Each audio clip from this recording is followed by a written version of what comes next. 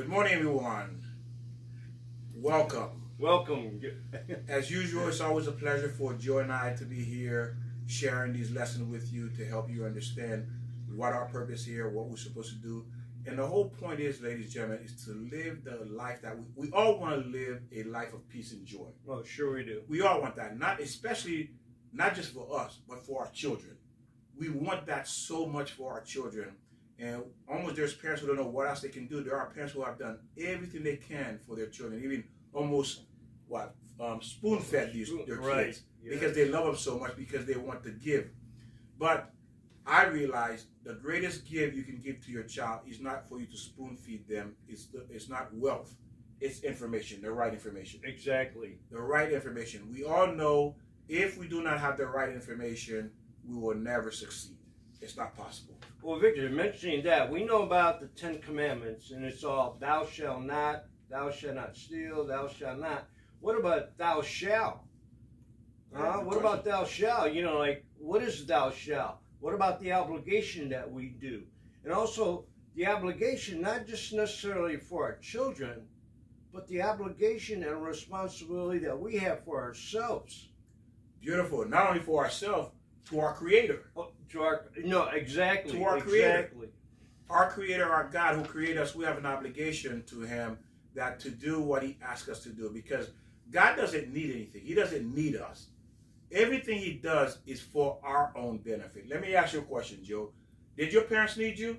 No, everything they did was for you. Right. No, exactly. All their sacrifices, their hard work, their laboring, their your mom staying late at night when you're sick, if any of you were sick, their worries, their troubles, all of that was because of our account. Right. Because they love us so much, they were willing well, to there, sacrifice. you said the key. You said love. So they need us because we all need the love. Right. So our parents do need the love. And when we're talking about the commandments, again, we know thou shalt not, but what about thou shalt? With the responsibility and obligation to yourself.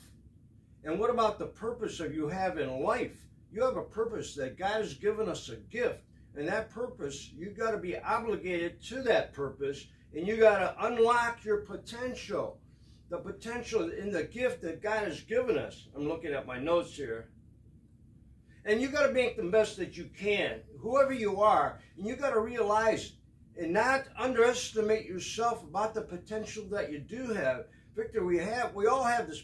And if you go, well, you know, I'm not good enough to be this, because you inspire to be somebody that you're not. Like, I always wanted to be a singer. I always liked to be a singer on stage. But that wasn't my potential.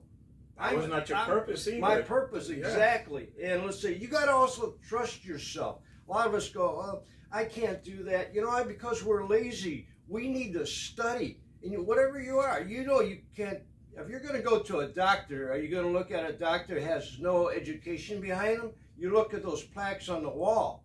So he has to be educated. We all have to be educated with our potential and go forward to that. And again, never underestimate yourself and be productive, because that's who you're going to be.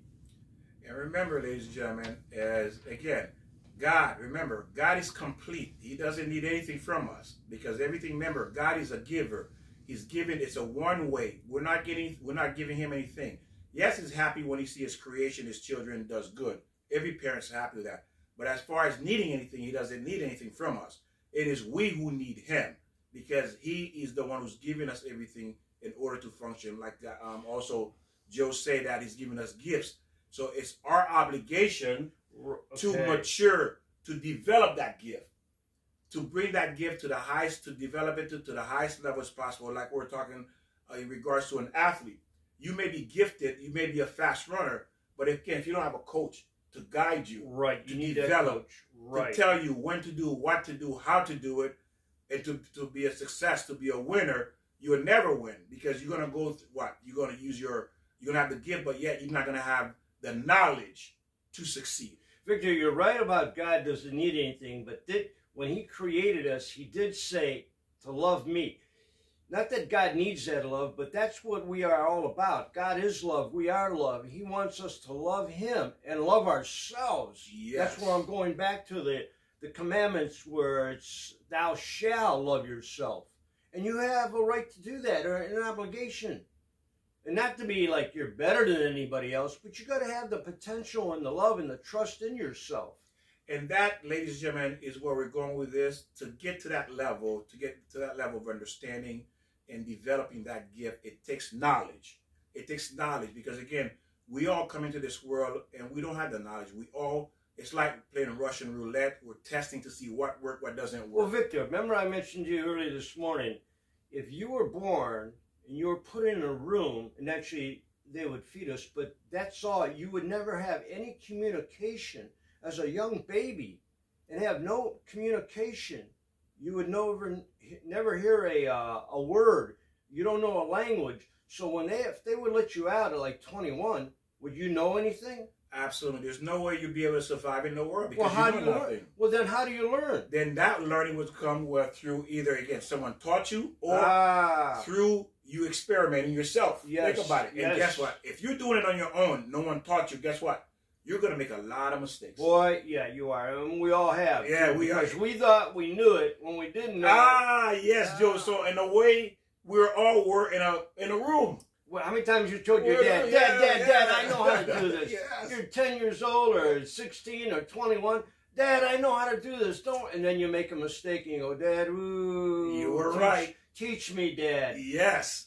Because what happened is that analogy that Joe used about the room, it's almost the same concept because even though our parents was teaching us, but either they taught us limited things, what they knew or what they thought was right, or, was family or friends, or especially the media, is feeding us all these wrong information. If the media was right, ladies and gentlemen, I will say this again. If the media was right about the information they're feeding you, why your life is not getting better? Oh, good question. Why your life is not getting better? You have to ask yourself that. Why your children not getting better? Why your children not getting smarter or wiser? Why are you not getting smarter or wiser? Because why? They're feeding you nonsense information that will keep you in your place, will keep an ankle. Remember, if I give you the wrong information, it's having like a ball chain to your ankle, you're not going nowhere. You're going to stay where you are. The quality of life that you want for yourself and your children will never be. Speaking of quality, where would you find the best quality? On TV or in the Bible, in the Torah? Where's the information? Exactly. From the mentor, from the teacher. Exactly. Because think about it. If television was so great, like Joe saying, or media, why are you not learning? Why is your life not changing? Why is it? Because why? There's only one truth. Again, ladies and gentlemen, you have to make a decision now. Okay, if you're listening, you've been listening with us, you've been following us, you need to make a decision that you need to find people who are seeking the truth, who wants the truth, who wants to change their life, who wants to be that leader, who wants to be that example for their children, for their community, for their friends. And if you are that person, you want that information, you want to change your life, and for your kids to see you are changing as well because you're learning and you want to be the example for your children, you have to share these videos with people you know that wants to change their life. Well, I like how you say example. We don't do that enough. We teach our children what to do. Don't smoke. When they're smoking, you got to be the example. If you don't want your children to smoke, then don't smoke yourself. Beautiful. Don't swear. Sorry, Victor. No, you're fine. What he said, yeah, Joe's saying a wonderful thing. What you don't want them to do, you should not be the example of what you don't want them to do. There you go. Ooh, very good. You should not be the example of what you don't want them to do. You should be an example of what is the right way. And ladies and gentlemen, there's only one truth. There is only one truth. And the thing about lies, we talk about lies. Lies feels good. Lies is easy to obtain. It feels good. It's easy to obtain. It pleasures the body. But again, that's like a Band-Aid. It will disappear. Just like when you eat. You hungry, you eat, you feel good. Guess what? Another 6 hours, you're hungry again. You're hungry again. That's a lie. That's how a lie works. Another 6 hours again, or another year or a month or week, you're going to want a different lie to make you feel good. 12 o'clock, time to eat. There you go. You see, so again, and not only that, the lie doesn't last, it doesn't work, but it also comes back and hurts you. It does. It hurts you because because why? You did something according to a lie, and there's consequences for wrong information. There's consequences by following a lie. And we all have been down that road, following the wrong information, following a lie. So it's time, again, if you know people who are seeking the truth, we need to all come together now. It's time because we are heading into dark days. We are heading into storms, into the night. This is what we're going into the night. What does it mean going into the night? It means that going into the night means that we're not going to be able to see. Right. You got to follow the light. There you go. The truth. Yes. Light is the truth. The light is the truth. That's the point. Okay. Beautiful, Joe. You're ahead of me. The light is that truth. When the time of darkness fall upon us, we're going to need the light to see our way, to see where we're stepping, where we're walking. And the only truth is the word of God. Okay? Yes. We are now heading into darkness. And your children is going to be lost in that darkness if you yourself don't learn and to teach them. And why is it you're not listening and you're not learning these things? It's because of what the Satan. He wants you to be in the darkness. Because why? How does he get you? He gives you these pleasures to feel good, to fool you. You know, say, go to the clubs, go to the bar, go dancing, go hanging out, go do all these wonderful, go to football game, basketball game. When has any of these things improved your life? They can't. These things are nothing more than a band-aid, a temporary pleasure, and it goes. And guess what? You're right back to your misery, your difficult situation, whatever that may be. And the only way to get out of that is the word of God. Because why? He's the designer. He's the creator. He knows us because he created us. Everybody knows their creation. Like a mother who cooks. Right. She knows her creation, what she puts in there, right? Yes. She knows what she put in the food that made it taste so good that you go, yum, yum, yum, yum, yum, yum. Yeah. Mom, can I have second? Can I have third? She know what she did to the food. Well, God knows how we are because he created us. You know, like I say, a mother knows his or her child. So does God knows his children. So again, ladies and gentlemen, find people who are like-minded, who's seeking the truth. Share these videos. Discuss it because there's ton and ton of information. And then just listening to it once is not enough. At least a minimum of 4 times reviewing this video. And every time you do, you're going to discover there's something new you did not pick up the first time around. True, yes. So let's get to it. So today we're talking about why God tests us, Joe. Okay. Why does he do that? What's the point of testing us? Why put us through this difficult time? It said this is one of the most popular questions people may ask beside the question Moses asked, why there's poor and why there's rich people, why the wicked prosper and the good does not prosper. So he said, why is God doing this to me? We say, why? When we go through a difficult time, that's the first time if we are into God, we're learning about God, that's the first thing we say. Even if we don't believe God, why is God doing this to me? Have you ever said that, Joe? Oh, yeah, many times. Yeah, why is he doing this to me? And this is a question we wanted to know. It says, usually, it's not enough for most people. They want to know. It's not enough for most people to ask, why is God? They want to know more. They want to know more information. Why me? I changed my ways. Because people say, why are you doing this to me, God? I changed my ways. I was wicked, now I'm good. Why all of this bad thing falling upon me? Well, you say tested. Naturally, like even when we go to school, to go to the next level, go to the next grade, our teachers put us tests. And if we're not ready for that next level, then they have to hold us back. So we have to be tested. Yes, because test indicates it's not for God. It's to show you where you really are. You are. Because some people think they're higher than what they are or they're lower than what they are. You ever taken a test where you say, oh, I may not do good on this test. And then you're thinking, hey, I might just made a C on that test. Then your teacher come back and say, hey, you made an A. So, hey, wow. Yeah. I didn't think I could make an A. The most I was hoping for was a C. But you made an A on that test. You see? Usually I would go the other way, though. Yeah. And sometimes it does go the other way. Right. Until you learn that you got to learn. But again, until you realize that you got to learn to function in life and to work your potential. Yes. And that test is an indicator where you actually are, what you actually know. Okay. So it's for you, for your benefit to say, okay, well, I need more improvement in this area, in that area, and so on. So it's a guide to let you understand what you know, what you don't know, and what you need to work on. And if your teachers just pass you through not testing you correctly, then when you go on the job site, then you're not going to perform the job correctly because you haven't been taught. So that's why we have to be tested. Yes, we have to be tested to see how much of a skilled person we became, you know, in whatever area that we're being tested in. And that's what God is doing too. So we'll see why he's testing us. But there's much more behind that than we can even imagine. Because remember, human logic is flawed. Because we're going to think the way we think it should be done when it's not the way it should be done. Because that's our logic. Because we always want to make things easy for ourselves. That makes sense. Why we want things to make sense? Because it makes it easy for us. That's why we want it to make sense. So we don't say things that doesn't make sense. We say things that would make sense to our own logic. So why? So we can fulfill our desire, because we all want something. So we have to make that something make sense too, so we have the ability to fulfill our desire, because we want something. So it has to make sense. Like, for example, I'm going to say to Joe, hey, you want that new Corvette, but you know what? If we go break into this house, we'll make enough money for you to get that new Corvette. Ooh, yes. He's rich. He's not going to miss it. He has insurance. He has money. So we're doing him a favor. Very good. And Joe might say, you know what, Victor? Hey, know what? Tempting. Yeah, it sounds good. You're right. He's rich. He's not going to miss this. That's nothing to him. Right. You know? So look how we just use logic to rationalize what we're going to do, which is wrong, to obtain what we want. And that's what human beings do. That's what we do all day long, all the time.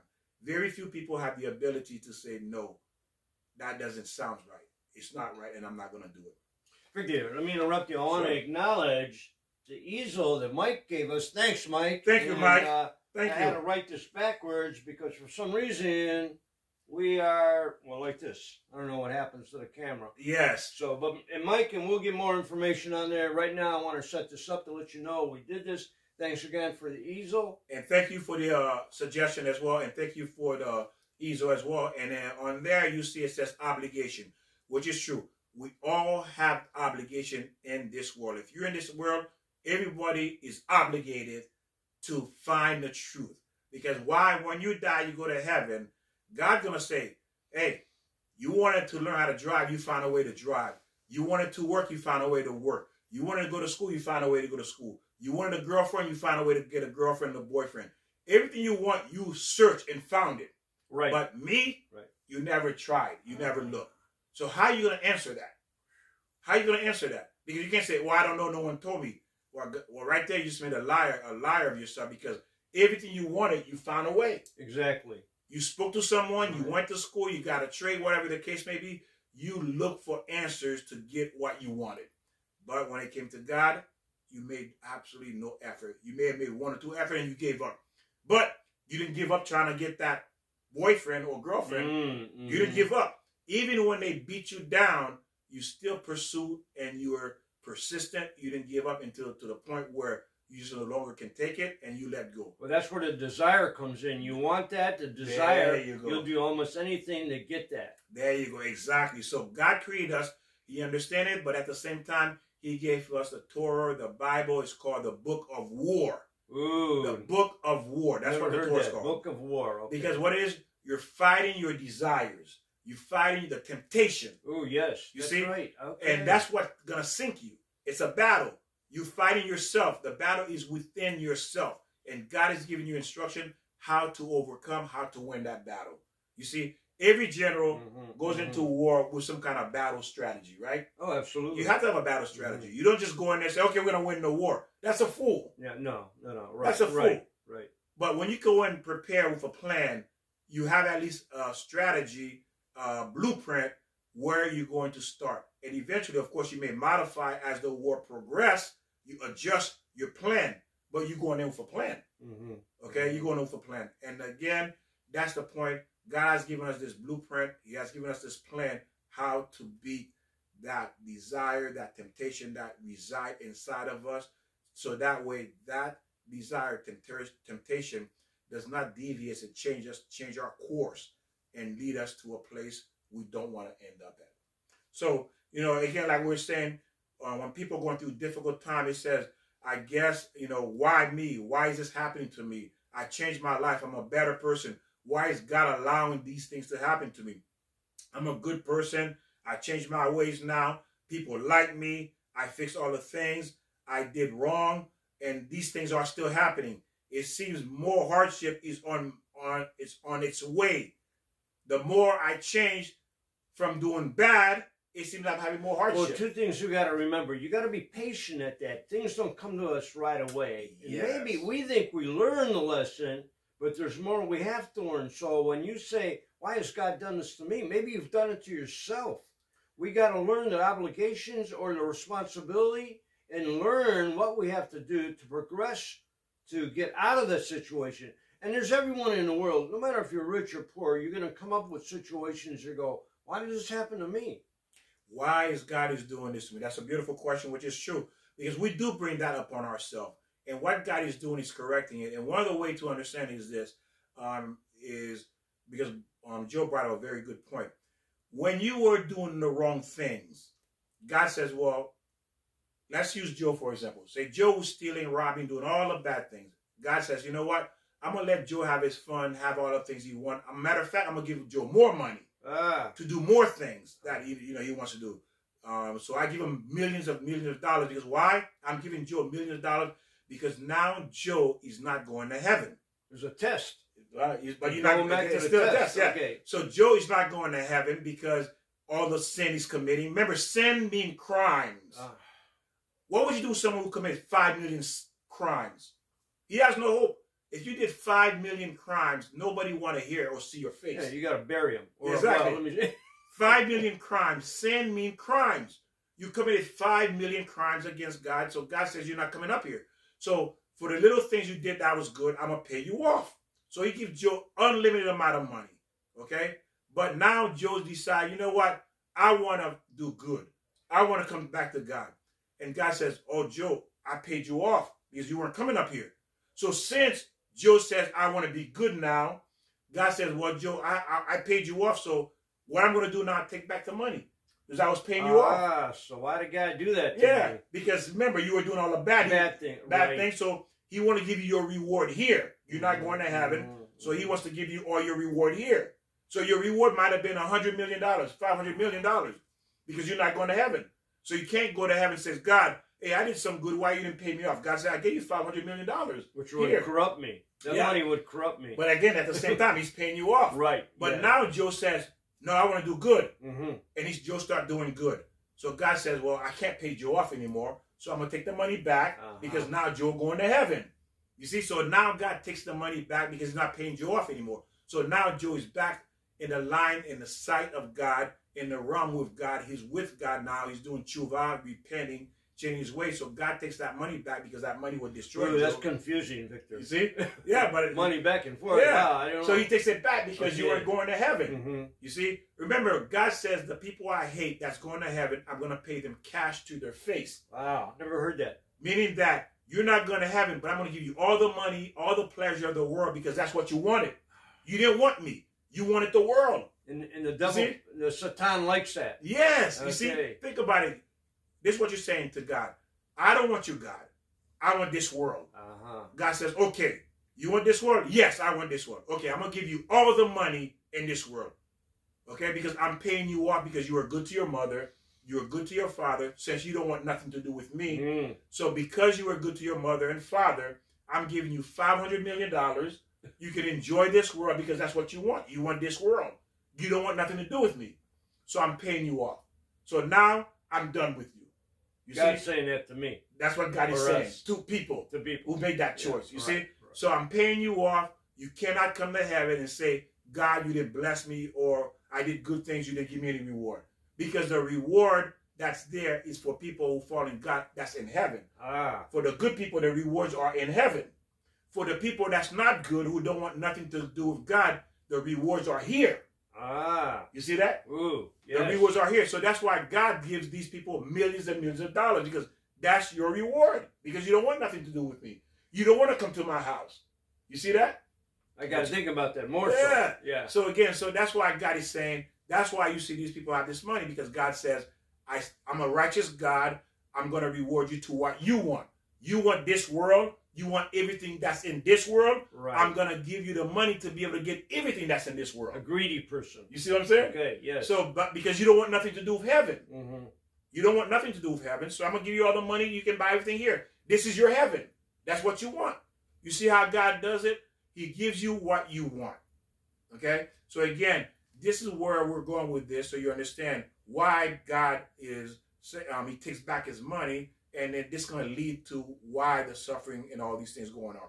So now, it seemed like everything's getting harder because why? God took back the money, or because you decide to change. God says, okay, well, you want to get into heaven, so I have to take certain things from you, and I don't want you to go to hell, so certain things have to happen here, because it's better that you get a headache for 2 or 3 weeks than go to hell. Well, one thing we got to realize, too, a lot of these things that happen to us is from our own desires or situations that we want to get into. If it's drugs or stealing or committing adultery, right? Yeah. So we wind up committing crime, the crime, the sin. Yeah, crime is the sin, and then we all know everybody has to pay for their crimes, right? When you ask why, you got to search yourself and see why these things are happening to us.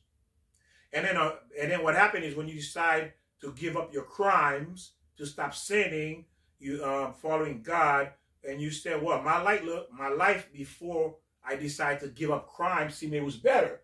It was going nice. I was getting money. I was having women. I had drugs, all these things. I had all the pleasure in the world. Now I decide to give all that up. It seems like my life is going upside down now. And that's what happens to people. They're saying when they decide to change and come to God, things get difficult because God says, now you're going to heaven, so I have to take those things back from you so that way you can make your way back to heaven. You see? Again, it's like detox. Okay. Going into detox. When you go to detox, what they do, they take away your pleasure. That's right, they do. They take away the thing that was giving you the pleasure. So God is detoxing you. It's like going into rehab. That's what God is doing. You're going into rehab with God. You're going into detox for a couple of months. You know why? To get that drugs out of your system. And that's what God is doing. And when drugs is coming out of your system, what happens to people? How you say that. Yes. What happens to people when drugs coming out of your system, Joe? Don't they get mad? They put in a straight jacket. Right. I'm gonna kill you. I'm gonna beat you up. Give me the drugs. Give me the drugs. I can't live. Right. Don't we scream? These people screaming in a lot of pain when they're going through the withdrawal. They do. Yes. They go through all this anger and emotion when they go through the withdrawal and depression. Because why? You're getting off the drugs. And that's the same thing as happening when God gets involved. You're getting off the material world. Right. The material is a drug. It is. It's a drug. Oh. I lost the house. I lost the car. I lost this and this and this. Now you feel like you're losing your mind. Because it's the drug. It's the addiction. The same way you go into detox is the same thing that's happening to you when God decides to bring you in or when you decide to come in. And of course, God is also going to help you come in as well. So now you're into detox with God. It's going to hurt. I'm thinking about it's like when you, how can I say this? Like when we are overweight and then now we're on a diet, we want that. We want that pleasure just to feed our brain. Desire. There you go. So it's a struggle if we want to lose weight. You can't lose weight in 1 week, 2 weeks, a month. It all depends how much you want to wait, but it takes... You gotta take it's a battle. It is. It's a battle. It's a hard battle. See how hard it is to battle that? But you have the knowledge how to do it, but it's still a battle. Right. And that's why the Torah called the book of war. It's a battle against your own flesh, against your own desire. And once you learn the strategies, then you know how to win the battle. And one strategy is you got to be consistent. Yes. And patient. It just doesn't happen overnight. And learning and learning and learning. Yeah. More and more information. The more information you learn, the more you're going to win this battle. Right. You see? So again, remember, ladies and gentlemen. And you got to pass the test. There you go. There you go. Pass the test. There you go. What is the test? Overcome your desire. Ooh, I like that. Yes. Okay. Overcome that desire. Let me write that down. Yeah. Backwards. Okay. Overcome that desire. So generally, the answer is God is testing us because he's testing us for very, very good reason, which we're going to get into now. The only way to know is by learning the Torah. This is very hard for for me as well. I struggle with this myself. This testing was very hard for me. Okay, I struggled with this for many years, and I did not know God was testing me. So I want you to know I am not new to this. This is it's an ongoing thing, and then you're going to see the beauty of it. It took me time to understand the concept, and I'm sure if you are a believer in God, you're going through a difficult time, this is going to make sense to you. It's going to make sense to you. So keep learning, keep watching, be patient. You're going to see how beautiful God is. God is truly amazing. Absolutely. He is beautiful. Right. He is, I mean, there's no word, to be honest with you, there's no word to describe the beauty of God as you delve in delve in, you get into the learning and learning about God, his ways. Now, again, remember that God, Abraham, when he first called God master, and then he called them my Lord. Okay, Abraham was the first one to call God master. Is that right? Yeah, and then my Lord. Now, people used to say, I know Joe had mentioned this to me before. I'm not sure if it was him or not, but I think. He said, why there are stories in the Bible, in the Torah? Why these stories exist? You know why these stories are there? So you understand? The purpose of these stories is to understand God's ways, his mannerism, how he deals with people, the way he is.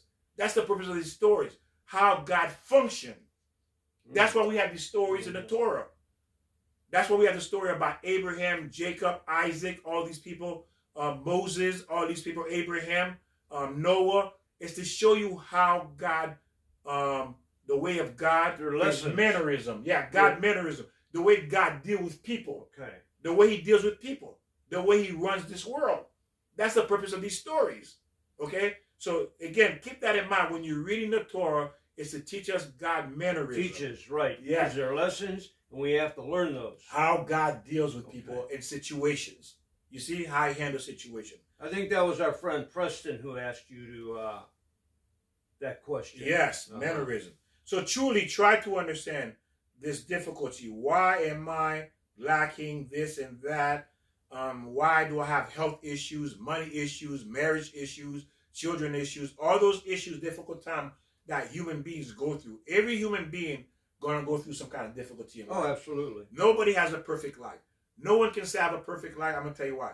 Your parents will die before you. So no one wants their parents to die. You may get sick. Your parents may struggle for long-term disability or disease or illness that keeps them from being completely functional. Or your children may be giving you heartache. Your marriage may be heartache. Money issues. Housing issues. Well, car difficulty issues, doesn't necessarily have to be bad. Difficulties can give you, that's the challenge. Because if you don't have that difficulty, then you're not going to challenge yourself to even be better or to learn the lesson. So yes, and that's what you're going into. Right. You're always ahead, Joe. Ah. It says the hardship is what God used to help us. And you're going to see, you say, well, how you have to help us. Okay. The hardship. It's not we want hardship. We don't want hardship. Actually, we need hardship. We need it. Need it. Needed. It is God knows what is what we need.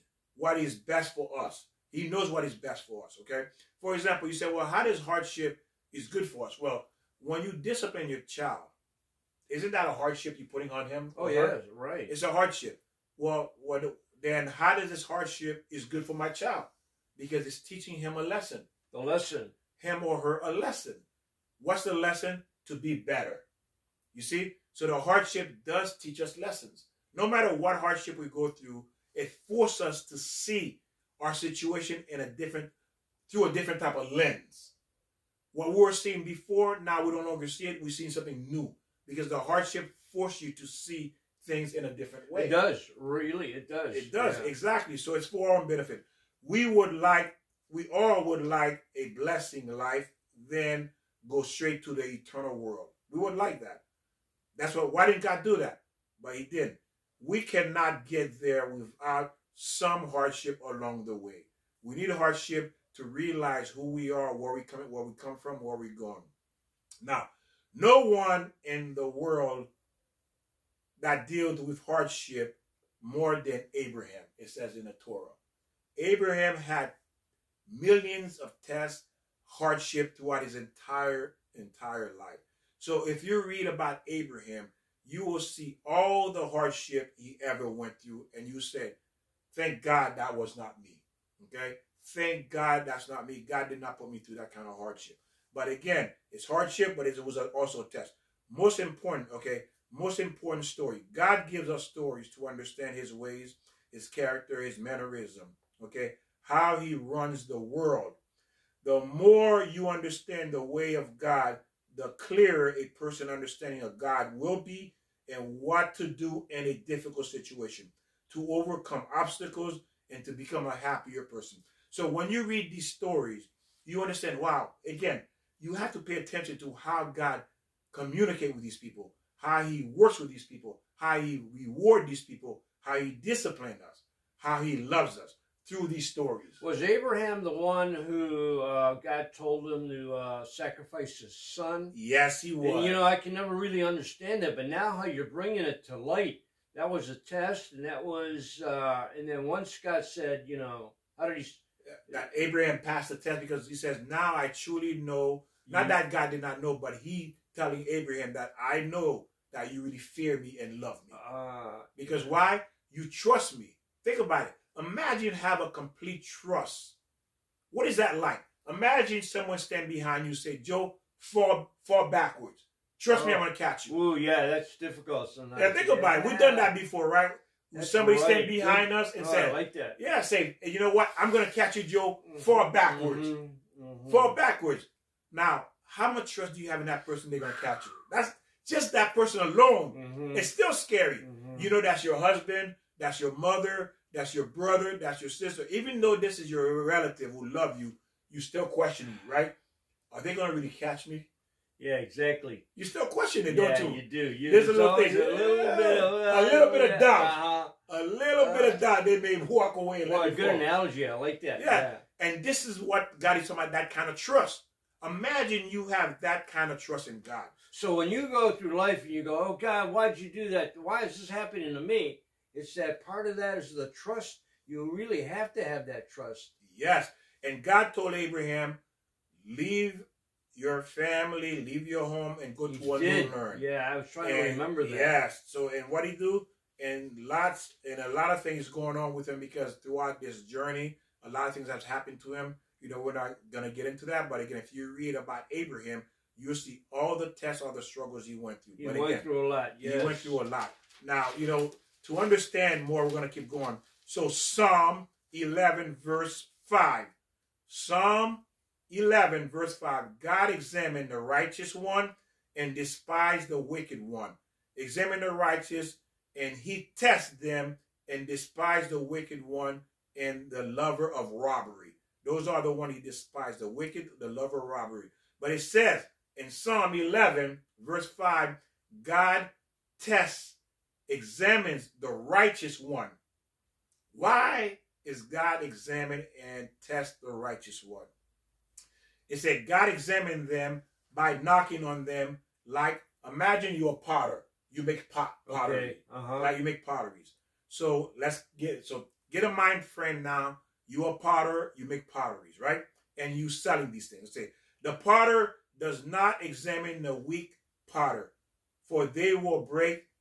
He examined the strong one. Why does you don't tap on the weak potter? Because you know it's going to break. You know it's going to break. But you're going to hit the hard one because you know why? It's not going to break. Right. So you know your weak one, what will happen to the weak one. Yeah. It will and crumble. You know what? There you go. Right. And you know what will happen to the strong one. It's not going to crumble, like you said. I like that analogy. Yes. Okay. So striking them several times, they would not break.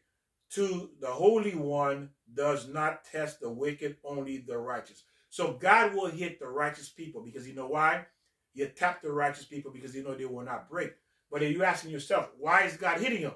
But we understand from the pottery perspective, if I'm going to buy a pot, and I know I'm a buyer and you're a seller, I want to know this thing's not going to break. Right, exactly. Right? So how would you prove to me as a buyer this is not going to break? I have to tap on it, I guess. You're going to tap on it. So let's say you don't know you're tapping and poop and went, I know I'm not going to buy this one.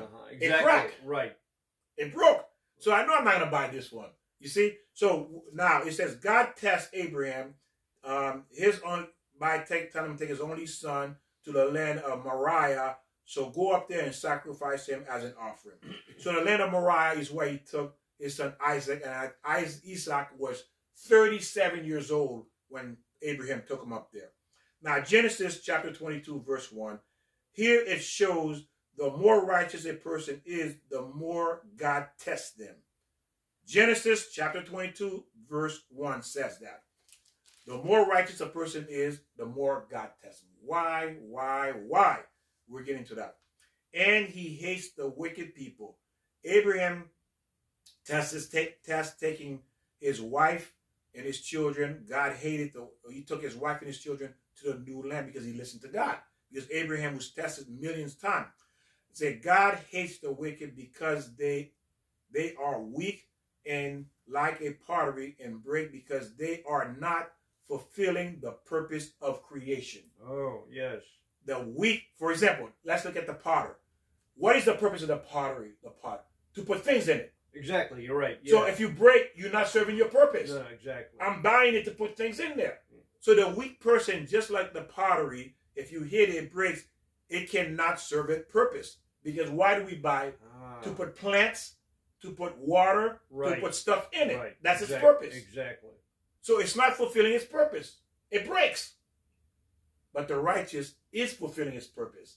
The one that doesn't break is fulfilling its purpose. You can well, like we're talking from the beginning, we all have a purpose. Yes. And we want to create that purpose to make it strong and not to be weak. Yes. So You're ahead again. So in our character, we have to build that strong pottery. We have to build that strong. We are the pottery. Right. We are the pottery. So the Satan will come up and tempt you. And hit Joe. Yeah. How does he tempt Joe? I'm going to tell you how he might hit Joe or me. Ooh, look at this beautiful woman. Cat, we break. I like that, yeah. He brings up beautiful. That beautiful woman is that hammer. There you go. That money is that hammer. The hammer, the money. Losing the house is that hammer. Losing my job is that hammer. Wow. Losing my kids is that hammer. Where did this come from? That's there you good. go. I like that. Yeah, that's the hammer. That now, is. are we going to crack? Yeah, we'll crack. Well, we try not to. We don't want to. We got to build our character so we don't crack. There you go. Now we're fulfilling our purpose. We like that pottery. That potter, we put sand, we put plants in it, we put water. It's fulfilling its purpose because then it crack. When the other one, when you hit it, crack, so it can't do those things because it broke. So when we are that pottery, that is God is forming, is molding into that. And the only way we can we can be molded into that strong pottery, like Joe said, the 10 Commandments, following the Torah. I was going to go there, yes. Like it makes you strong in your character. Yes. So that way, when the Satan, like you say, he comes with that woman, we don't crack. Put that shield on. There you go. We become that strong pottery. Yes. We become that strong pottery. We can hold the dirt. We can hold the water. We can hold whatever God wants to put inside our pottery, it will hold it. Whatever God puts inside of us, it will hold us. We will be held. Meaning that we will not be broken when these tests come. Okay? So, beautiful. Oh, I like that. Yes, absolutely. So, hey, it's God. It's us, Joe. We're doing this beautifully together. Again, we're teaching. We are learning. Yes. You know? I'm learning just by listening to you. Well, there you go. I'm learning too. As I teach, yeah, I'm still learning. So this is what he's doing with them. Again, when you want to know why he's testing you, think about that pottery. When you're buying that pot, that clay that's been molded into clay, and you're testing it to see if it will break under pressure. If it can hold what I want it to hold. We do that even with our children. I mean, we give them tests. Is he ready to drive? 16 years old? You know, throw this in front of them. See if they're ready to perform the next level of life. And like getting a job at 16 to see if they're ready for that. That's another test. I got to write that down. Level of life. Yeah, different level of life. So it is to be treated, it is to be tested to fear God and to become strong in God. That's the purpose. To fear God, to become strong in Him. To be the model, to be the model into a God-fearing person. To be molded, to be molded into a God-fearing person and know your Creator and become one with Him. Oh, yes. That's what these tests do. You do. To be molded into this person who fears God and to become one with God. This is where we're going. You know, I was thinking about this a couple of days ago, too, as far as a lot of people don't know how to be with God. But if you get into a quiet area, and just be peaceful, and just ask. Joe, what about your yard? That's my church. Okay, yeah, when I'm in my yard, I love being in there, and that's where I do most of my praying, asking God for, the righteous way and teach me. And I you love told being me in the yard. And you told me you see God through the the animals, the plants, and everything. Yeah, I love being in the yard. Yeah, Joe told me when he's touching the leaves, he's digging, he's feeling that he's He's in contact with God through the creation. Yeah, thank you, Victor, for saying that like that. He's in contact with God. He feels, he's smelling the air, he's the sun on his face, and he's seeing the trees, the animals. God, I mean, Joe is in contact with God at that moment. He can see God's beauty, God's power, God unlimited love. Exactly. For the creation. I mean, every part of it. I mean, I just love bark on a tree. I mean, I can hug a tree and just smell the bark. I mean, there's so much, like you say, Victor, out there. So much creation. And where did that come from? Big Bang? Well, that's another subject later on. But you know what? How many people really take that time to look at all this beauty God created just for us? He didn't have to put colors into the world. He could make this world a black and white world. And everything could have tasted the same. Even if you see a spider, I know a lot of people don't like spiders, but watch a spider on a web. And even the colors on the spider. I mean, I don't know why I picked the spider, but I mean, just creation of life. And then you think of us and babies and our brain and our heart. How does all that function? Well, we're getting in another subject here. No, you're still, like you say, you're showing the power of the Creator. But get with God, but be by yourself, wherever. It doesn't have to be out in the yard. It could be in your room or someplace real quiet. It could be at a library. Just be there and just, I don't want to use the word meditate, but just pray softly or talk to yourself and just talk to God or and it comes to you. Yes. But seek that. Yes. Talk to God, ladies and gentlemen. Seek that, again, because this is what you were created for. Now, it says, how do we understand this love? To give us some idea, we can never understand the level of love God has for us, because to know it, we have to be God. We're not God. We have God, because he says we are his children. So if you say I'm your children, then I'm half of you. I'm part of you. So now it says, how do we understand that test? Well, let's look at it. A man whose wife is sick for 15 years, she's laying in bed, and then he sit there by her side. She's like, let's say she's in a coma for 15 years, Joe. He's at home with her, and he's changing her diaper. He's changing her IV. He's changing the feeding tube. He's changing her clothes. He's giving her bed bath. Ooh, that's a lot of love there. Every day. He doesn't leave her side. He doesn't leave the house. This man is devoted to this woman who cannot do nothing. She don't even know he's there. But he stick by her side. Oh, right, yeah. Can you imagine that kind of love? We can't imagine that. No, that's hard to, yeah. Can we say right now, the person you with would do that for you if you were in that situation? Can you honestly say that in your heart, that person would do that for you? I don't know. Only you can answer that question. But again, imagine that. That's the amount of love God has for us. Okay? It's beyond that, but just to give you an analogy, a parable, that you're there and never once question, I should leave my wife, put her in a nursing home, put her in a home, let other people take care of her. Never once it enter your mind. Well, there's where trust got to come in. You really got to trust God, and God will take care of you, and he will never leave you, but you have to have that trust and live his will and the obligation and the 10 Commandments he has given us. We have to follow all of that. And when I say go into a quiet room, think about what we have done. I mean, we all sin. And we have to go beyond that. We have to love ourselves and God and trust in ourselves and God. And God examined the righteous people because it's part of the rule God has in this creation. It's part of his rule to test the righteous people. He tests them like the owner of a pottery. The owner of a pottery is not testing it for himself. He is testing it for his customers, because he wants his customers to know this is worth the money. Right? Oh, yeah. How do I know it's worth the money, Joe? I gotta test it. Well, it's even like a fruit. You go out and you don't want to buy a bad fruit or anything. You know, it could be a car. Oh, don't you say that? You touch the fruits? Yeah. Why are you touching the fruits? You smell it. Ooh, that smells sweet. Ooh, it doesn't. Yeah, you got to test it. Yes. You see, when you go to the supermarket to purchase fruit or vegetable, whatever it may be, some things you say you touch it, right, ladies? You touch it. Why? You're testing it to see if it's good to buy. Right. Well, Victor, what about shoes? Don't you get up, you put on the shoe, and then you go, oh, I'm testing it. Yeah. That feels good. Well, wait a minute. I don't like how that feels. Let me try another one on. Better yet, how about this one, too? Even same thing. When you go buy a new car, don't you test drive it? Oh, absolutely, yeah. You test drive the car. To see how it feels. You sit in it, see if it's comfortable. Okay, why? Turns. Why are we testing it?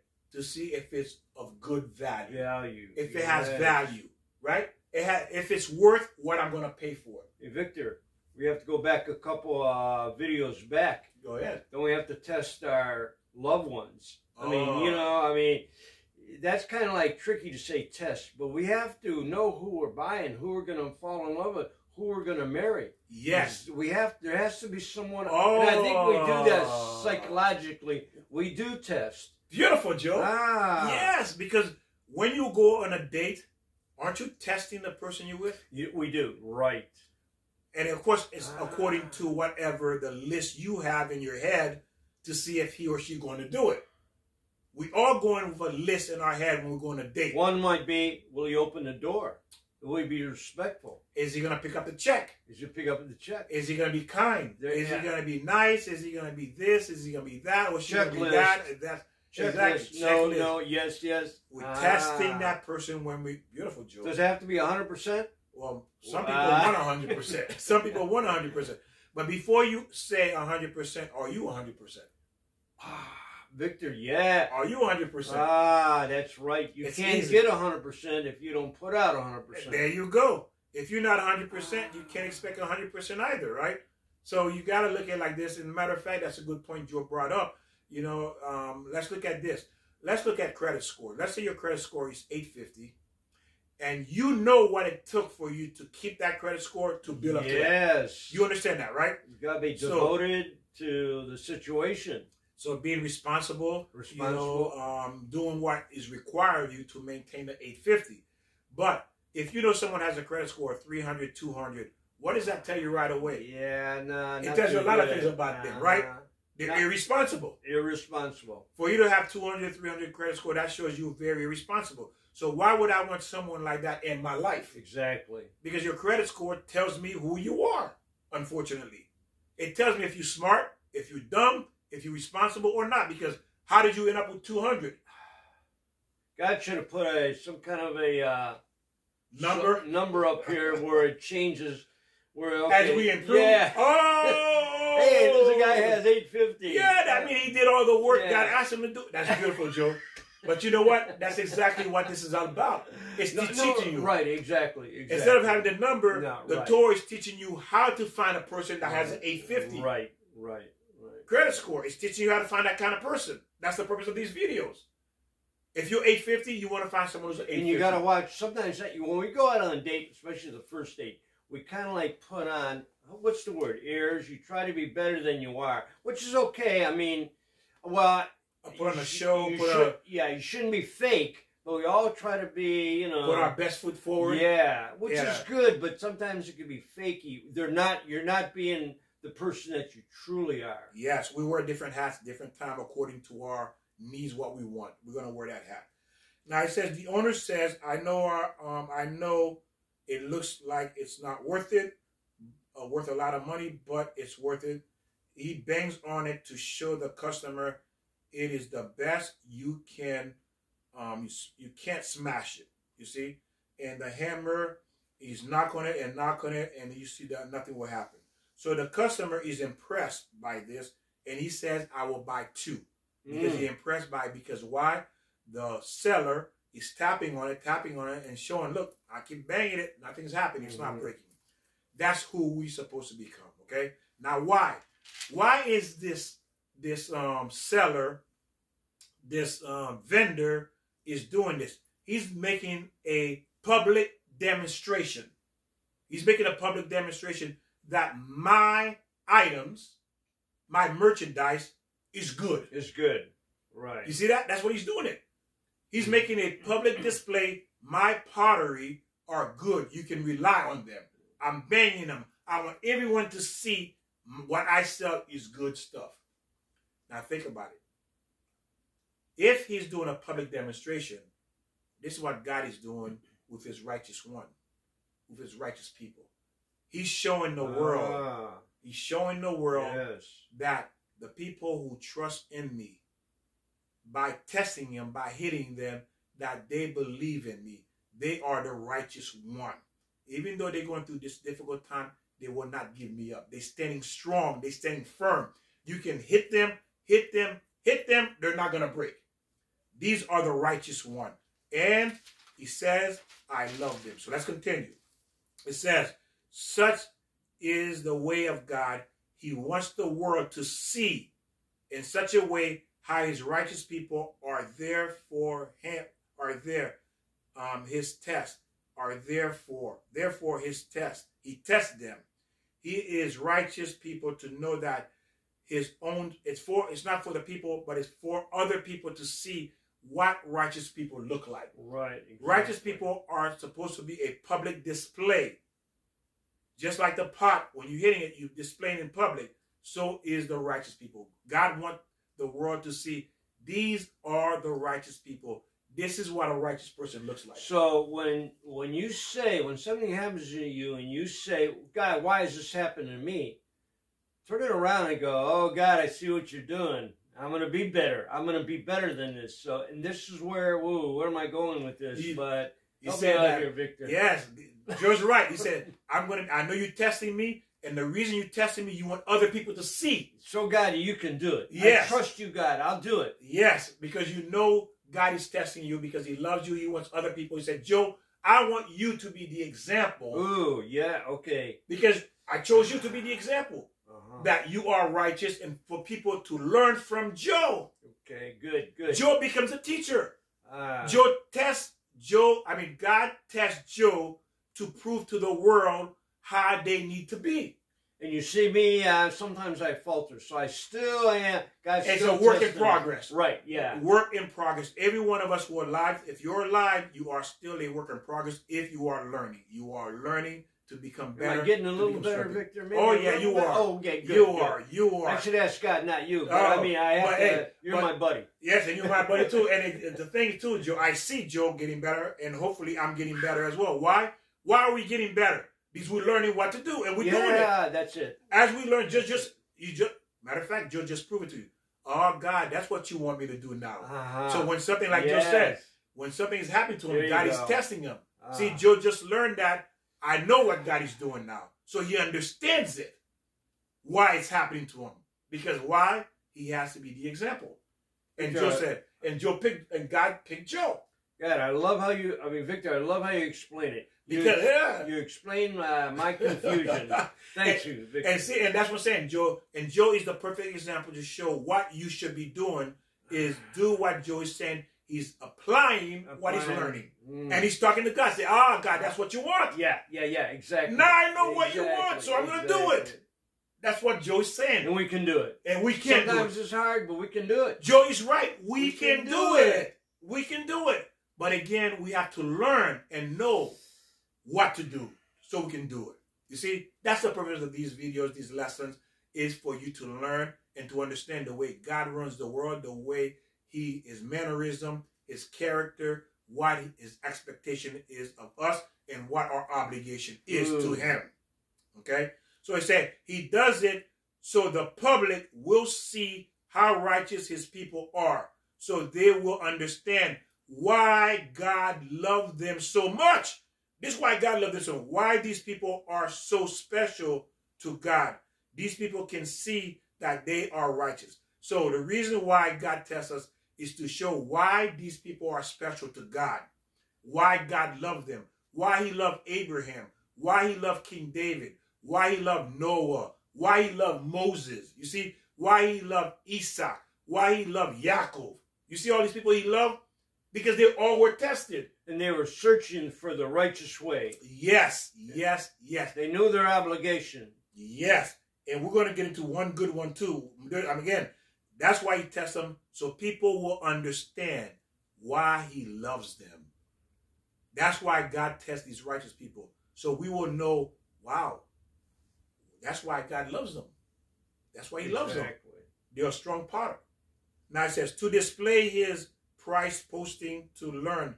Now, to learn from the righteous people, okay? It's to display. It's to display to the public and for the public to learn from the righteous people. Victor, didn't you say, like, a couple days ago, you were at work and you saw this one couple, and man, you were praising how each one of them were respected. They were married for what, 40 years? 40 years. They were high school sweethearts. Yeah, that's amazing. Yeah, and the way they had respect for one another, and they loved one another, and they were smiling, and they were joyful. I mean, they spoke highly of each other.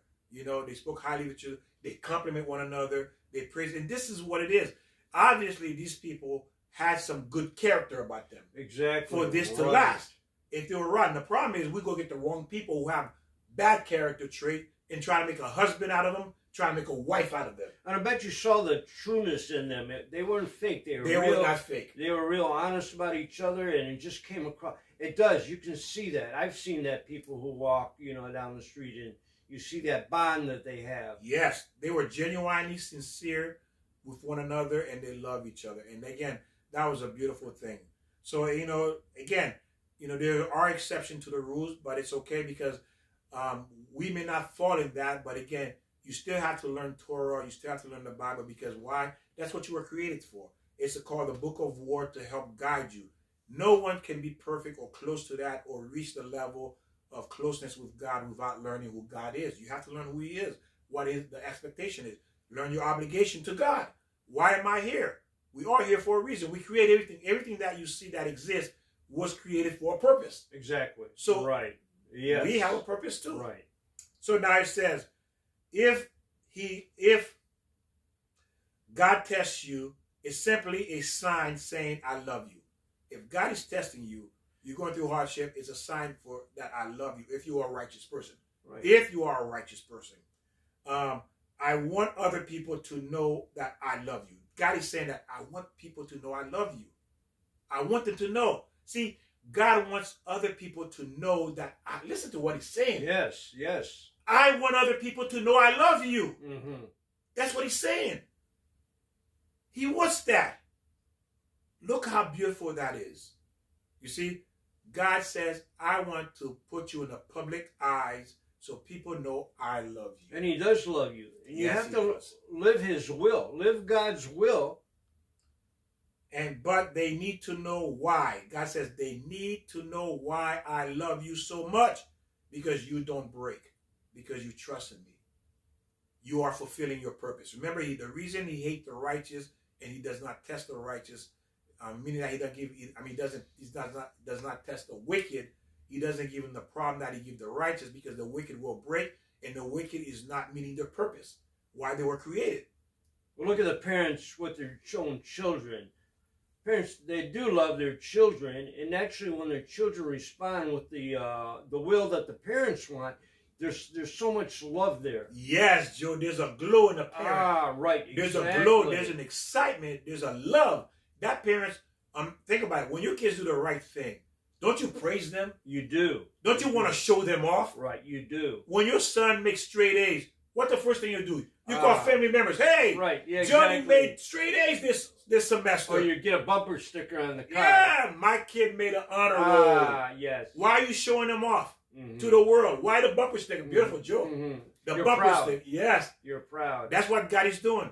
Just like you put the bumper sticker on your car saying, my son, my daughter made the honor roll, you publicly announcing it to the world. And reverse that if it was the other way, where your child shamed you from doing something really disgusting. Ooh, don't you just want to hide? And ooh, you don't. Ooh, that's not my child. Yes. You are insulted. Yes, you want to crawl under the table. And so what do? You kind of like punish, and you try to teach him what is right to do. Exactly. So as you can see, like Joe said, the bumper sticker is a way of publicizing that, you're proud of your child. It's the same way God says, I publicly announce to the world, I love him. I love her. So they will see how much you overcome the test, despite the problem with the money, the health, the marriage, the school, the house, is why God loved these people, because why they didn't break under the tap, pressure, under the pressure. Yes. It didn't break because they're fulfilling the paper. Why? Think about it now. Another person, those of you who read the Bible, the Old Testament, is we know why God loved Job. Job. Now, Is it Job? Job. They call it, people say Job, Job. I got a job the other day. Job. Oh, that's why it's coming from. Job. Yeah. Job. Oh, that's the person. Okay. Yeah. So sorry, Victor. You're fine. So why God loved Job so much? And listen, let's look at Job. Let's examine Job for a minute. Job went through. He lost his family. He lost his children. Right. He lost his wealth. He lost his health. He lost everything. Guess why? He didn't crack. His friends came to him. 3 friends came to him and says, why don't you do this? You did this to God, this and this. He didn't listen to them. He stood firm. His wife says, why don't you just curse God and die? He stood firm. And because Job stood firm, what did God give? I think triple or double what he had before. Really? Okay. As a reward, God gave Job, I think, triple or double what he had before. Because why? He stood the test. That's why he's in the Torah. That's why he's in there. Because why? God is publicly announcing Job to the world why I love Job.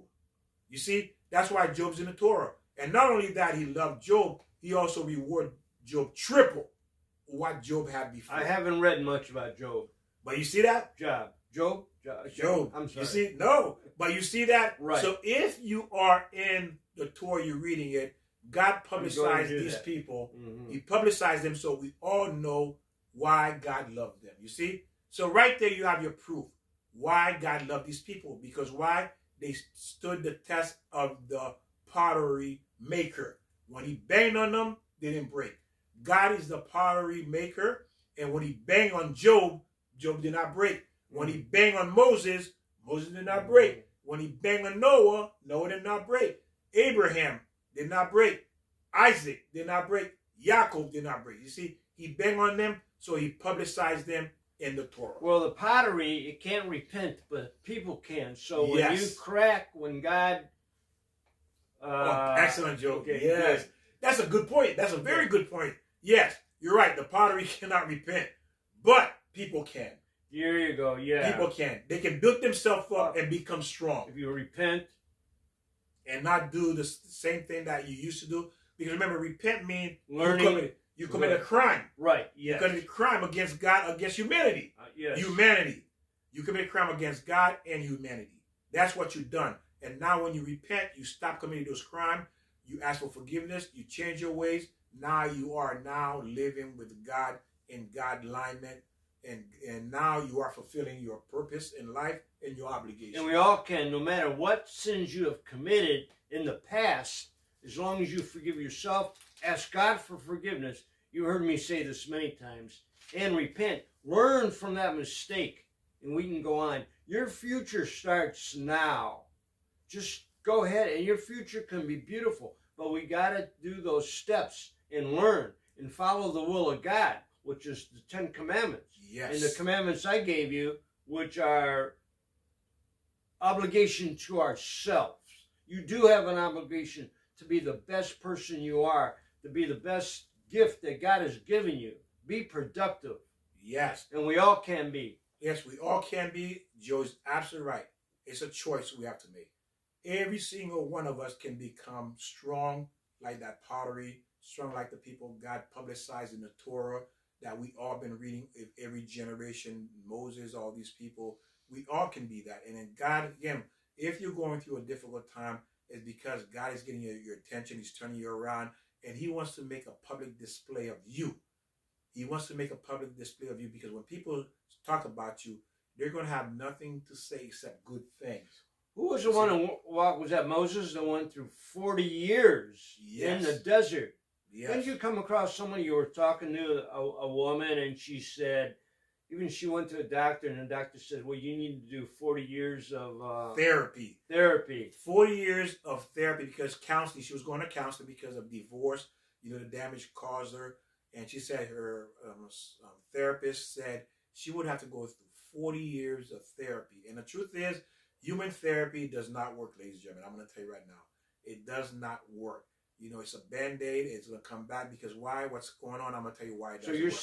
So you're saying not human therapy, but God therapy. That's what works. Because you know why? Because the therapy God gives us, it's not for the flesh. It is the soul. And it doesn't have to take 40 years. It could take... We don't know. I don't know right, how long it will take. It can take... But if you're devoted and understand and love yourself and God, it doesn't have to take... But it'll take time. We have to be patient. Yes. And we want it now. You know, in today's world, we want something now. Remember, God's time is not the same thing as our time. Our time. And you remember, you do have to be patient. But again, as you learn, the patient will come because you understand what's going on. Okay? You understand what's going on. Because again, if you look at Job, he got rewarded triple because he was patient. And I believe they say he went through a whole year of this test. I'm not sure. I'm assuming. I think from what I can remember, I think of this. But I'm not 100% sure. But that's kind of a long time to be diseased and lost all these things and people coming at you. But again, the point I'm making is this. We don't know the time limit, but the point is understanding God is testing you because he wants to make a public display of you because he loves you. He wants other people to see you and for other people to learn from you and for other people to understand how much he loves you because you now becoming the teacher for the rest of the people. He has elected you to be the teacher. We mentioned before about weight.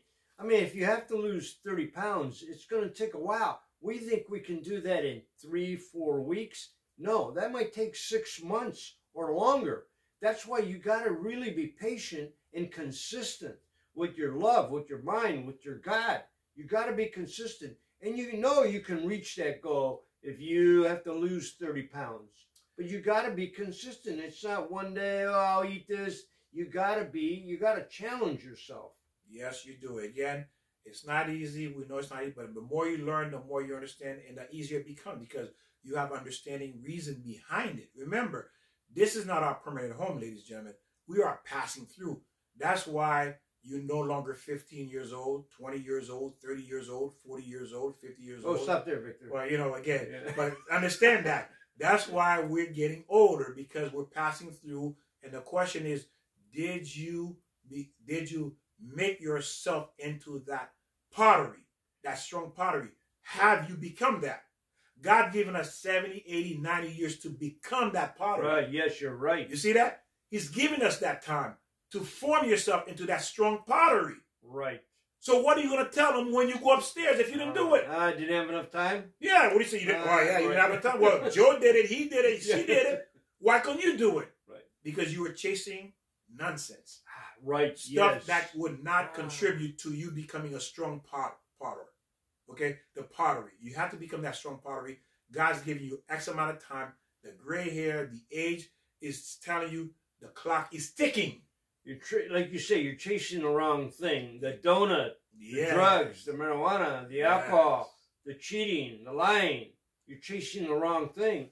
Yes. And if eventually everything's going to work out like Job, everything worked out. He may have went through a difficult time, but it worked out for him. You talking about me, Job? Job. Oh, Job. Yeah, okay, eventually, yeah. So for the purpose being tested, everybody knows that Abraham today, if you knew Abraham a few thousand years ago, you say, wow, this guy looks like a loser. Really? Yeah, we'll say he's a loser. Well, yeah, he had some... Think about it. Right. You say, why all this happening to you? Isn't that exactly what happened to Job? When his friends came to him, they were looking at Job like a loser. Yes. Hey, you're a loser. Look what's happening to you. You lost everything. Like yeah. Think about it. If you lost everything, well, you are considered a loser. Almost, right. In the eyes of human and the logic of human. See, a human being will say, you're a loser. You lost your house. You lost your car. You lost this. You lost that. You lost your family. You lost your children. You're a loser. I don't want to because you didn't learn the lesson. You went for the wrong direction.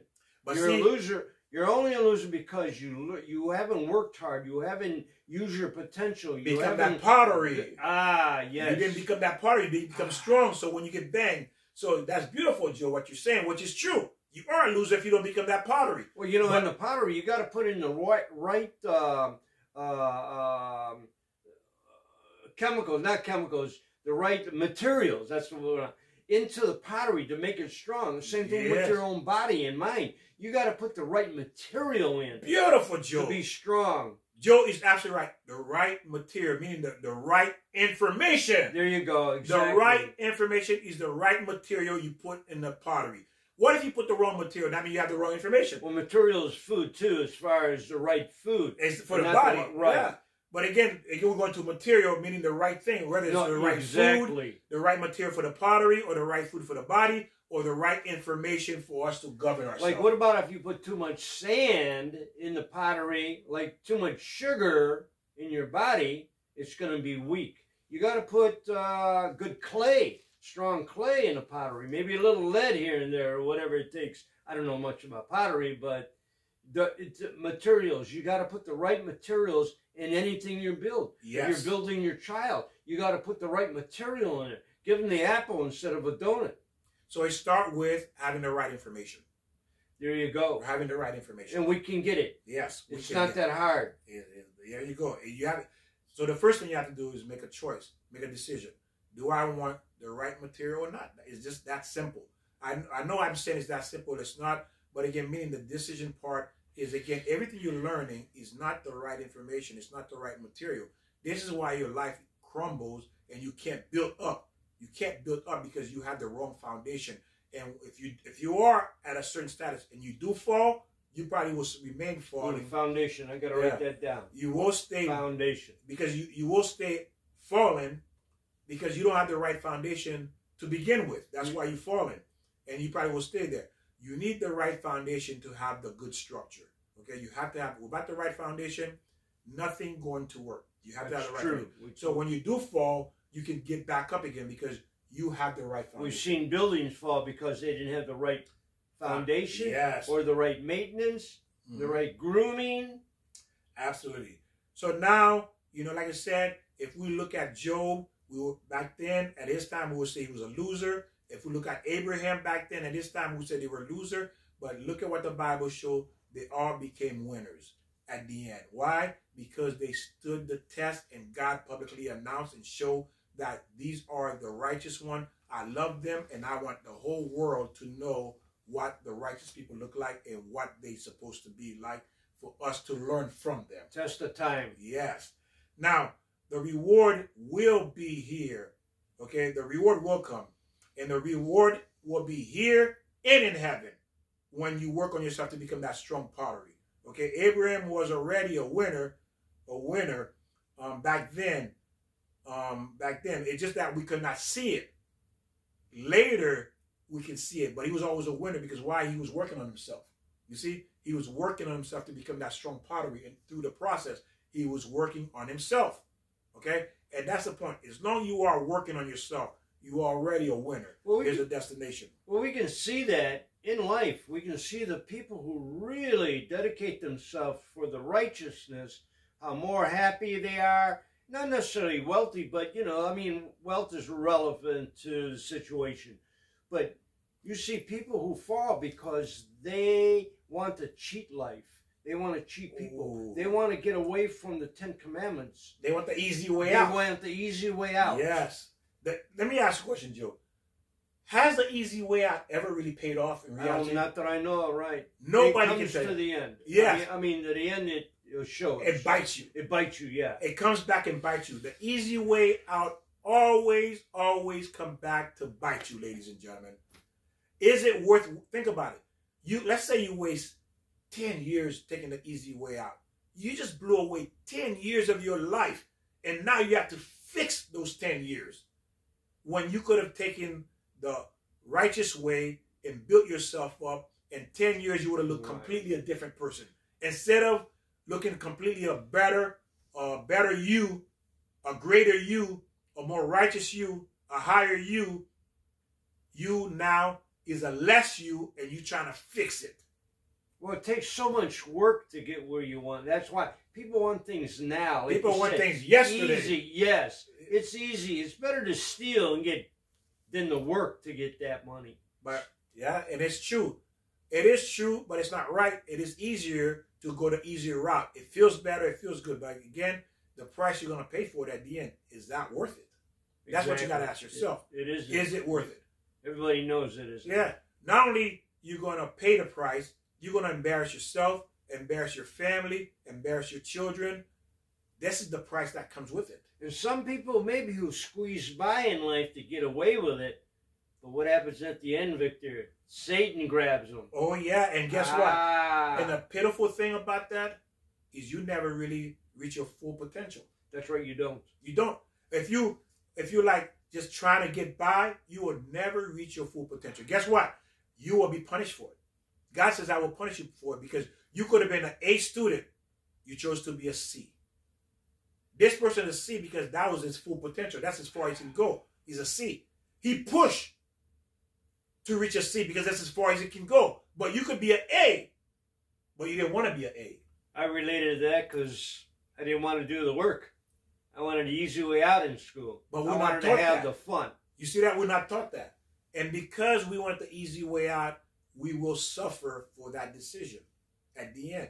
Because it always come back to bite you, ladies and gentlemen. It will. It will. The easy way always come back. So don't be fooled by the Satan putting these wrong ideology in your head that you can get away with it, how much fun, because that's the whole point. The point is for you to imagine the enjoyment of it. But he doesn't he doesn't put or place thought, the consequence of it. How you're going to be punished, how you're going to suffer for 10, 15 years. He doesn't put that in there. All he put is the enjoyment of it. Ooh, what I'm going to do when I get that money, when I get this girl, when I get this boy. That's all he's putting, the fun part of it, the joy part. Why you don't see the bad part? Why you never see the bad part? Right, exactly. Why he always showing you the good? You notice that? Blinded by the light. Yeah, he's always showing you the good, but he never show you what's going to happen, and you know it's going to happen. If you steal, you know you're going to go to jail. You know that. You know that, right. But he doesn't put that in your head. He doesn't show you in prison. He doesn't show you being, people trying to rape you, beat you up. He doesn't show the suffering you're going through. He doesn't show you that. What does he show you? You go buy these cars, you're in the club, you partying, you're having a bunch of women, a bunch of men. He's showing you all the wonderful things of life. Right. It's Why? easy to look for that easy way out. Because he knows that's how he's going to get you. That's why he shows you that. He knows if he show you the other bad part about it, you know you're not going to do it. Mm-hmm. He knows you're not going to do it. Nobody will. Mm-hmm. Who would do it? Nobody in their right mind would do it. And we slip. We all slip and try to jump back in the right position. Yes. So now, if God is doing the same thing to you, he's testing you, don't give up because you are a testimony of God's love. Okay? You are the testimony of God's love for you and the reward you will get for being loyal, for being that hard pottery. You will get your reward. Hang in there, but remember, he loves you. You are the teacher of other people. Yes. Hang in there. You know, when people tell you hang in there, Joe have said that to me too. I've said to other people, hang in there. Now he can see and understand more what does that really mean. If you're doing the right thing, you're following God, he loves you, he's testing you because he wants other people to see your strength. Right, yes. He wants other people to see your strength, your devotion, your dedication. For you say, wow, I'm impressed. How do you manage to do it? I'm impressed. Even think about it, when we read the Torah, we read all these hardships these people go by. Aren't we impressed by them? Oh, absolutely. We wonder how did they do it. Mm-hmm. That's the point. For people who knows you to be impressed by your strength, your loyalty to God, your understanding, your devotion, and your love for him as well. Okay? But again, you will be rewarded for your strength, for working on yourself. It may not seem like that right now. Like Job, it didn't seem like that. Everybody thought he was a loser. Remember Job. Everybody thought he was a loser. Remember Abraham. They thought he was a loser too. But look how it ended for them at the end. They became the greatest people in the history of the world. You will be rewarded. Yes, you will be. We will be rewarded. We will be, correct. Now, it's easy being loyal to a brand, to a business, to a customer, to a friend, but not to God. Right. It's easy being loyal to your car. It's easy being loyal to your bank account. It's easy being loyal to your job. You're working from your business or your job from sun up to sundown. But why are we not loyal to God? Because these things you are loyal to, I'm going to tell you this. These things you are loyal to will eventually fail you. Mm-hmm. They will fail you. Eventually, they will not be able to help you either. They will fail you and they will not be able to help you. All you're doing is being loyal to something that will fail you at the end. That's all you're doing. Meaning that you're going to lose at the end. That's what it means. You will lose at the end. There is no other. There's only one truth. There's no other. En Novada. En Novada means there's nothing but God. In Novada. En Novada, correct. Ah, There's like that. nothing but God. That's what it means. There's nothing but God. So don't be fooled. There's something other than God. There's no such thing. So, ladies and gentlemen, so it is, again, so it says, I test Abraham to show how much I love him, and the other people can see how much I love him, and therefore, I'm going to do the same thing for you. That's why he tests Abraham, to show them how much he loved Abraham, to show people. So why don't you say, I love God, back to God? Why you don't say, I love you, God? You're showing people how much you love me. And I know you're going to reward me for all this I'm going through, for this hardship, which is not a hardship. It's to strengthen you, to make you that pottery. So when you go upstairs, you said, God, I fulfill my purpose. Unlike the wicked one, they didn't fulfill their purpose because they broke, because their purpose was to be strengthened, to be strong, to hold your wisdom, to hold your knowledge, to become that person that you were created to be. They didn't want it, Right. but I did. Right. You see? So again, this is what we hear. That's why God despised the wicked. When you say God hates the wicked and the evil, because they are not fulfilling their purpose. Well, that's why he flooded the earth, because he realized man was wicked. It says that in Genesis. Yes, because man was not fulfilling their purpose. The dogs fulfill their purpose. The horse fulfill their purpose. The bird fulfill their purpose. The coyote fulfill their purpose. The deer, the sheep, all the animals are fulfilling their purpose. They're doing what they were created to do. You are created to be great. You are created to be great. We are. That's why we're created, to be great. Right. To be awesome. To be beautiful. Sometimes we try to go for the wrong gift that God has given us. I mean, like, I wanted to be a singer and all that. That wasn't my gift. I had to find my own gift. My gift was creation. I was a carpenter and construction, and I was creative that way. But does that make you a great person in God's eyes? It's a tool to make money, but it doesn't make you great. No, well, I think, no, it's not about the money. It's about the potential that God has given, the gift God has given. Realizing the potential. Right. When you realize it and get and perform the gift God gives you, that's the ultimate, I think. And dealing with difficulty is testing their faith. The Satan will tell you you are making a mistake by following God. Just remember Job and Abraham. He'll tell you these things. But see, what we forgot is this. God rewarded them tremendously. He rewarded these people. So when you go into a difficult time, remember, because God loves you, he's bringing you back to him. And he wants to put you on public display how much he loves you to other people, and for other people to learn from you. And then you will be rewarded in this world and the next world. Not only, think of this way too. If you have children, so will your children be rewarded because of your work. Right. You have to remember, that's the thing I think a lot of people are missing, is that they think they're not understanding. Whatever you do for God, God will put a blessing upon your children as well. And then not only that, if your children see that you are following God and you sticking to God and you honoring God, your children will also become a strong pottery. Right, yes. They will become a strong pottery, and therefore God has more reason to bless them. You see? More reason to bless them. So you have to remember, there's only one way, ladies and gentlemen. There's no two or three other ways. There's only one truth. There's only one God. So, and Victor will kind of like disagree with me, but as far as I'm concerned, don't worry about the devil. If you concentrate on God and do God's will, don't be afraid of the devil.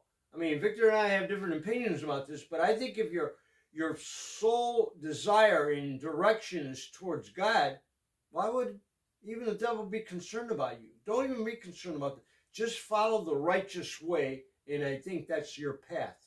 What he says is half truth as well. Again, it's not my opinion and what the Torah said. The Torah said the devil been around for thousands of years. He's devious, he's cunning. Remember, Adam was the smartest man ever lived, smartest being, and he got fooled. So if all these people, Moses, Abraham, all these people got fooled, because remember, the Satan used everyone and everything. There's no way you can calculate all those unless you learn and learn and learn to protect yourself. And Victor is right, because we can be tempted. Yes. We can be tempted. But Joy's right as well. Focus on God, because that's what you're here for. Right. You're not here to focus on the devil. No. So I do agree with some degree, because not that I agree with my opinion, what the Torah says. Yes, you're here to fulfill your purpose with God. And yes, the Satan is a second, but God also warns us, because the Satan is your enemy. He's going to trip you. He's going to try to trip you and use other people. Think about it. He can even use your mother, your father, who you're close to. Yeah, exactly. To get to you. And your ego. And your ego. So he can use anybody. He's telling you he can get to you. And he can. But focus on God. Yes. Your strength is with God. Yes. Pray to God. Love God. Talk to God. And he will protect you. And it does say God protect the righteous one. And even if they're going to make a mistake, they're not aware. Got to make sure they don't go down that road. You see? So God will protect you if you are, again, Abraham and Job. Keep that in mind. You will be rewarded. Now, again, when you are doing the right thing, God is going to show how much he loves you in the form of a test. In the form of tests, okay, when you're doing right. If you stand the test, you will merit to see the blessing. Also, don't forget, it will also help your children. Human logic does not make sense to us. But this is how God showed us how much he loves us. Now, human logic say, well, if God loves me, why would he test me? So our logic was, that's what our logic would say. Why would God test me if he loved me? He wouldn't test me. Well, you see, that's human logic. The blessing of God is unlike any other thing, okay? Unlike any other things. You have to stay with God. You have to remember, this is the way God shows his love, okay? Our logic says it should be different. But this says, this is how God showed his love to us, by testing us. Remember that. When he's testing you, is because he loves you. Okay? Right. So, again, ladies and gentlemen, thank you for joining us. Thank you for learning with us. Yes. Share, subscribe, write in comments, and if you like the video, also, so that way other people who goes into the channel, they're looking at it, they saw what you learned, what you agree or disagree with. But again, this is our purpose here, to share what we know with you so you can have the life that God wanted you to have. And also, more importantly, everybody wants their children to prosper. Oh, absolutely. And this is the only way it can be done. Very God good. bless. Oh, Victor. Oh, wait a minute. Wait a minute. Don't forget to ring that bell. Ring that bell. God bless. Use your potential. Love yourself.